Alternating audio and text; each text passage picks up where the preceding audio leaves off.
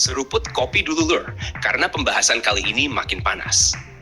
Kita bakal lanjut ngebedah kapal Balaputra Dewa dan Maharaja Lela, sekaligus nimpalin komentar netizen yang sering bilang, sangat disayangkan kapal ini tidak punya sistem pelacak bawah laut lengkap.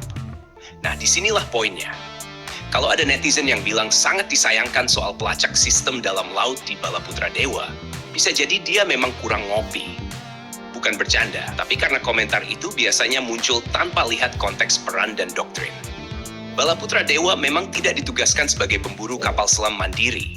Jadi menilai kapal ini hanya dari ada atau tidaknya towed array sonar itu keliru dari awal.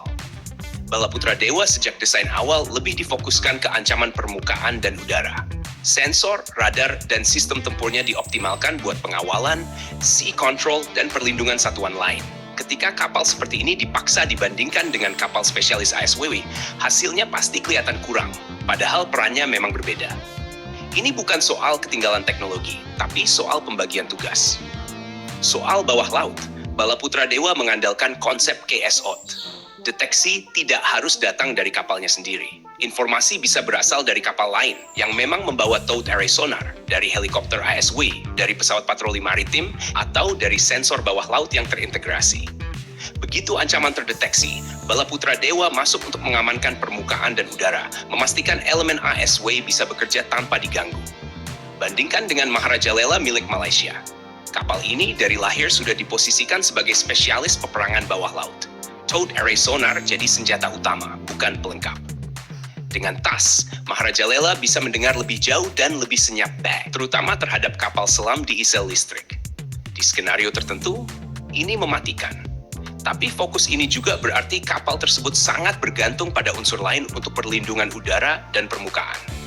Jadi ketika netizen bilang Balaputra Dewa sangat disayangkan karena tidak punya pelacak bawah laut jarak jauh, sebenarnya dia sedang membandingkan obeng dengan palu.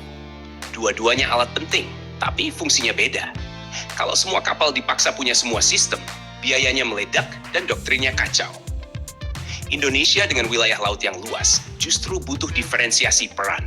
Ada kapal pengendali permukaan dan udara seperti Balaputra Dewa, ada kapal pemburu bawah laut, ada kapal dukungan, dan semuanya bekerja dalam satu jaringan.